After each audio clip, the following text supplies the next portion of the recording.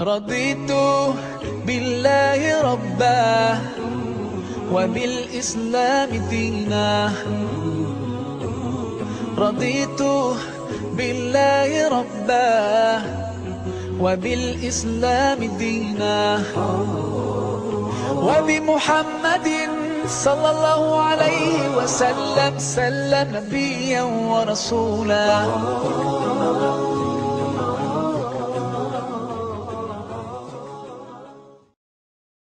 الذي شرح صدور أهل الإسلام بالهدى ونكت في قلوب أهل الطغيان فلا تعي الحكمة أبدا.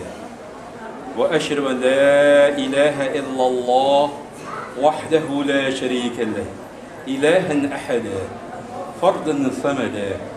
وأشهد أن سيدنا وحبيبنا وأسوتنا وقدوتنا محمدا عبد الله ورسوله ما أكرمه عبدا وسيدا وعظمه أثلا ومهتدا وأبهره مضجعا ومولدا.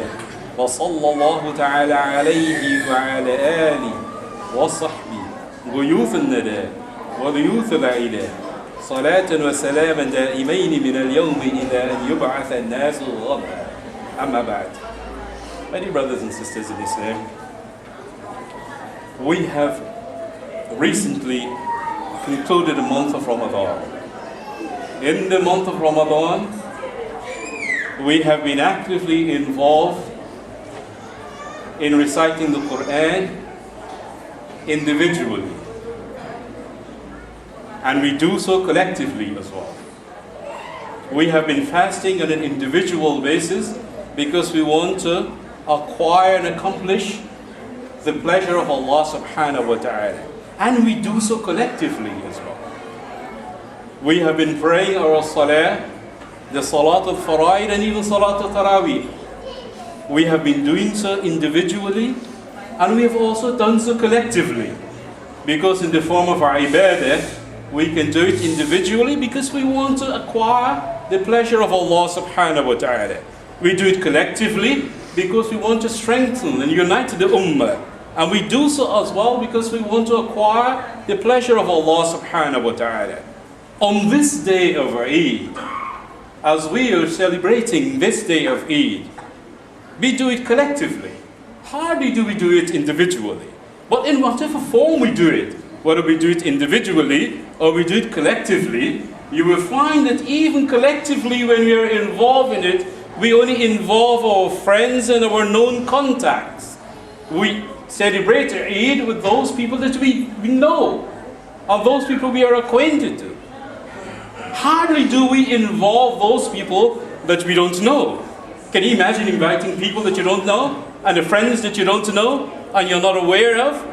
And sometimes it's a missing ingredient in the mind of a Muslim, because we haven't extended our hearts to that extent, the whereby we can celebrate this day of Eid with those people that we don't know, like those in Gaza, like those in Somalia, like those in Iraq, like those in Afghanistan, like those in Pakistan, like those in various different countries in the world.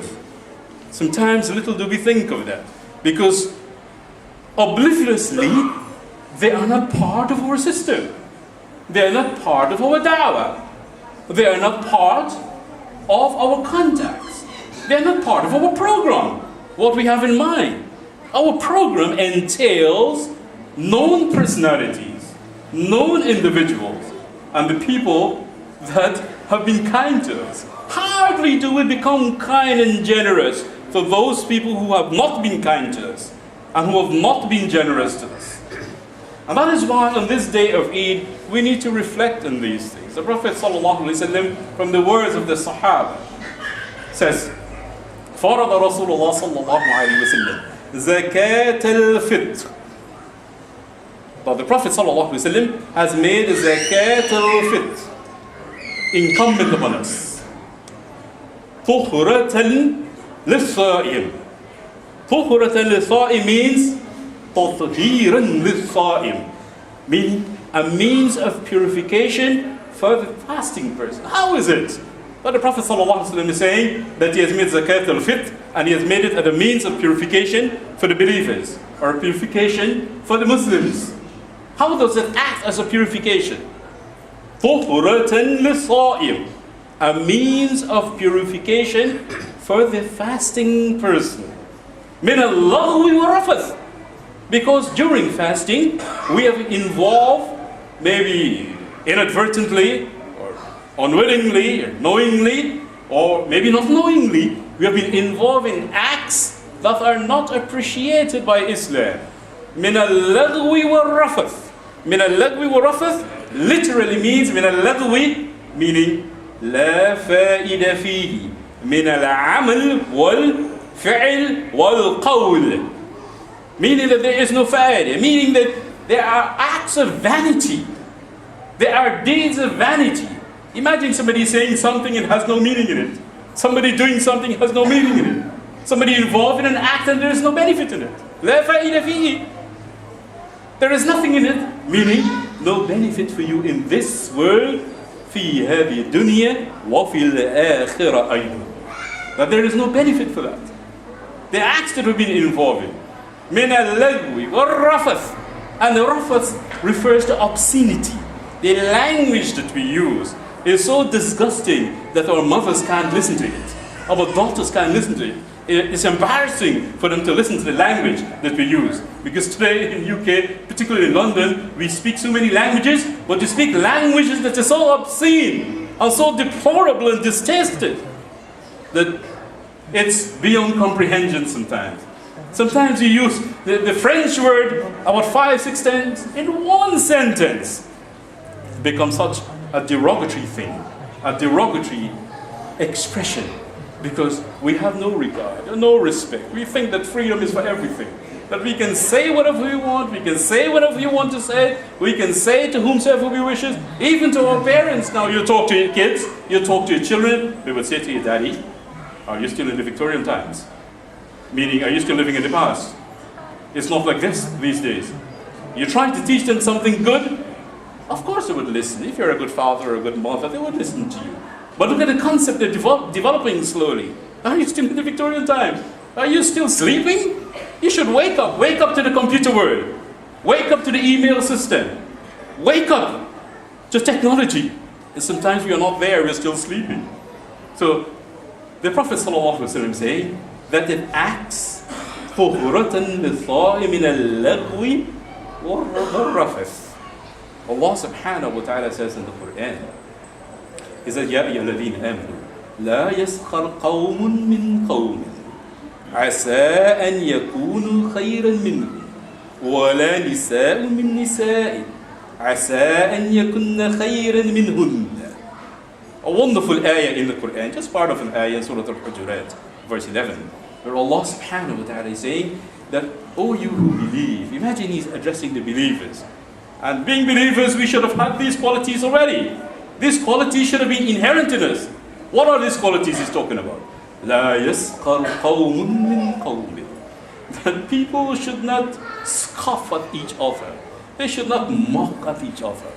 They should not laugh at each other. They should not ridicule each other. قوم من قوم, meaning a group of people. From the ulama, mufassirun, they would say that the word قوم في هذه الآية, it means رجال. Some other mufassirun will say, no, it doesn't mean rijal, it means rijal wa nisa, men and women.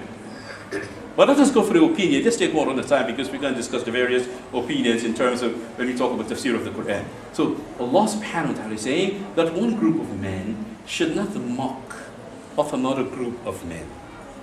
And a group of women should not do the same thing. Why? عَسَىٰ أَنْ يَكُونُوا خَيْرًا مِّنْهُ. That perhaps the latter group, or the people who are accusing, the victims in this case, might be better than the people who are the accusers. That the people who are being accused might be better than those who are accusing them of these things, mocking at them, scoffing at them, in a very condescending way, in a very humiliating way, in a very degrading way. Allah subhanahu wa ta'ala is saying, no, this is not permissible. These are not qualities of the mu'minun. These are not qualities of the believers. In fact, this ayah among Mufassirun, they give various reasons why this ayah was revealed. Among the reasons, they will say that this ayah, سُخْرِيَّةُ الْغَنِي مِنَ الْفَقِيرِ, that it refers to the scoffing of the rich towards the poor. Because they have got wealth, they have got affluence. They think that this has given them the liberty to say whatever they feel like saying, in whatever way they want to say. So they'll be mocking of the fuqara. So Allah subhanahu wa ta'ala says, no, this is not permissible.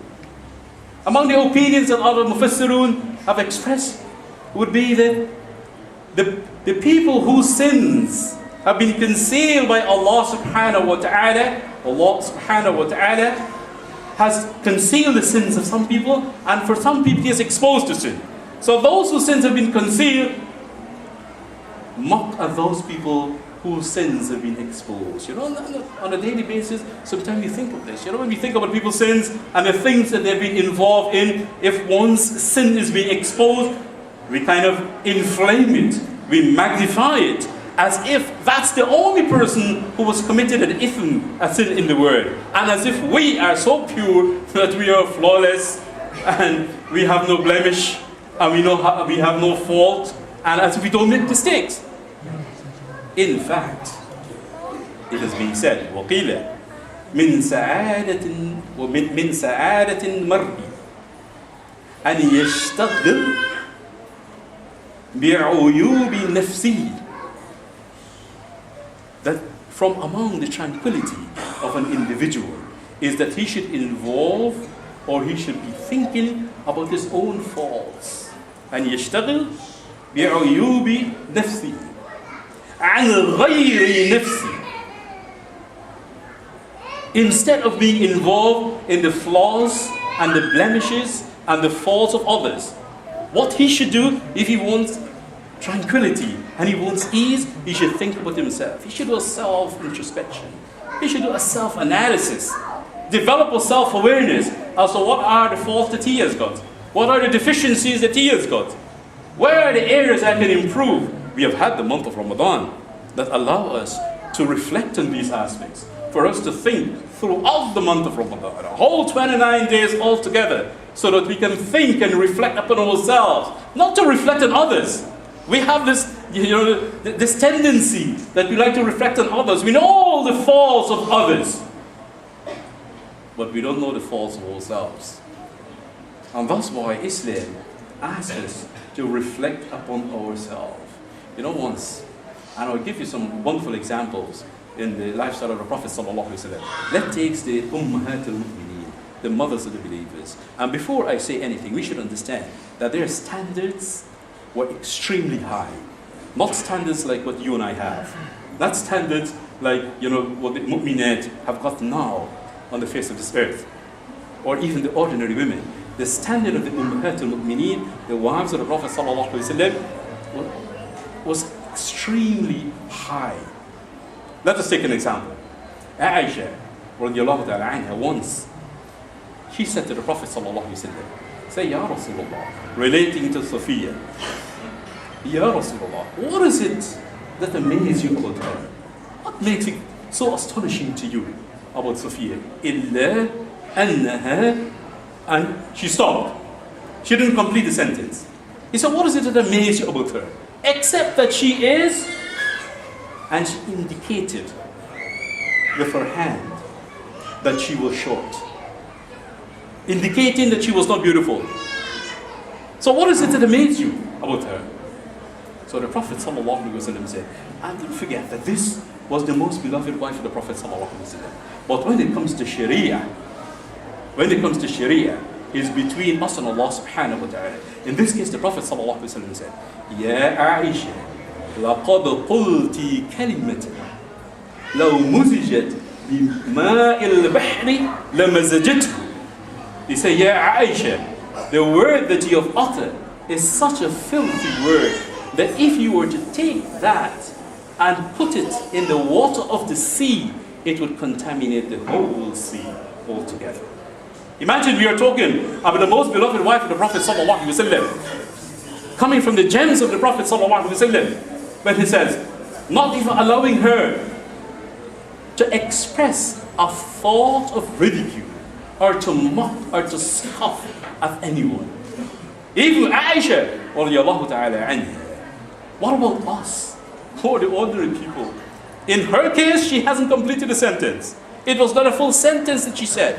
She mentioned the ism, the subject of the sentence, but she didn't mention the khabar, the predicate of the sentence. So it was an incomplete sentence altogether. And even with that, the Prophet ﷺ cautioned her.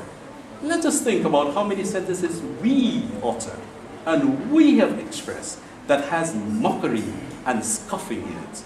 Let us think about the sentences and the approaches that we have had and how much we have been irritating and making others feel angry because of the expression of our tongue. لا يسخر قوم من قوم. That we should abstain from that. And the idea to abstain and the idea to control ourselves, we should have developed that consistently throughout the month of Ramadan. In another saying of the Prophet sallallahu alaihi wasallam, or the days of the Prophet sallallahu alaihi wasallam, let us look at Safiya again. Safiya bint Huyayy. You will find radiallahu ta'ala anha. You will find that she came from a Jewish background. Her parents were Jewish.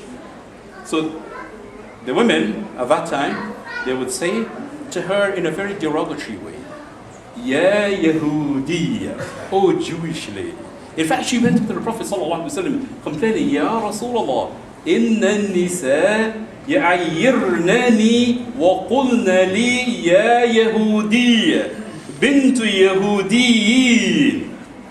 Complaining to the Prophet ﷺ that the women have been calling me a Jewish lady and saying that I am a daughter of the Jews in a derogatory way, in a way that is not her liking. What did the Prophet ﷺ say? He said, هَلَّا قُلْتِ إِنَّ أَبِي هَارُونَ وَعَمِّي مُوسَى وَزَوْجِ مُحَمَّدْ صَلَّى اللَّهُ عَلَيْهِ وَسَلَّمَ. It's wonderful from the words of the Prophet ﷺ. Addressing these issues. If it's an issue of prejudice, it's being addressed profoundly. If it's an issue of racism, it has been addressed profoundly. If it's an issue of biasness, it has been addressed profoundly. This is what Islam is. So the Prophet ﷺ said, Allah qulti. It would have been better if you had said, Inna Abi Harun, that my father is Harun.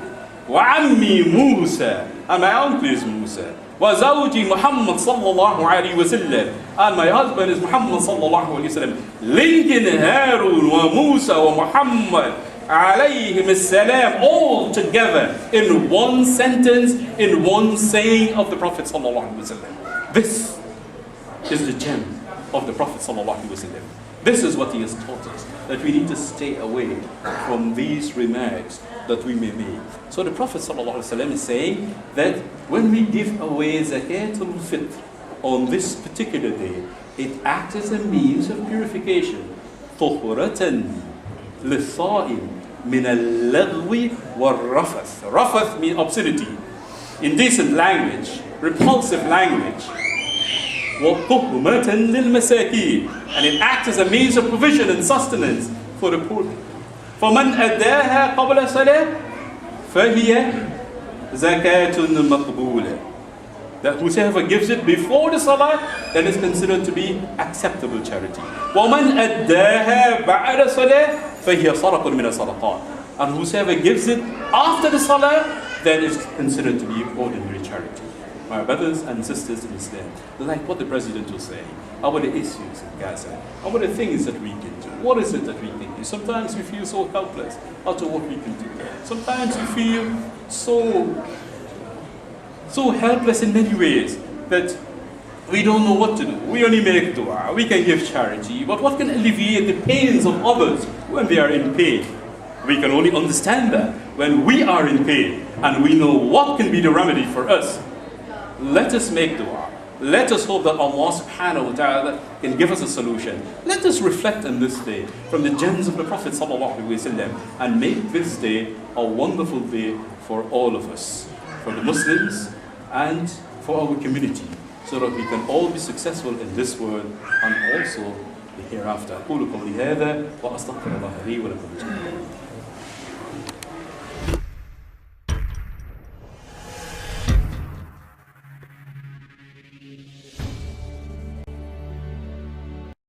رضيت بالله ربا وبالإسلام دينا. رضيت بالله ربا وبالإسلام دينا وبمحمد صلى الله عليه وسلم نبيا ورسولا.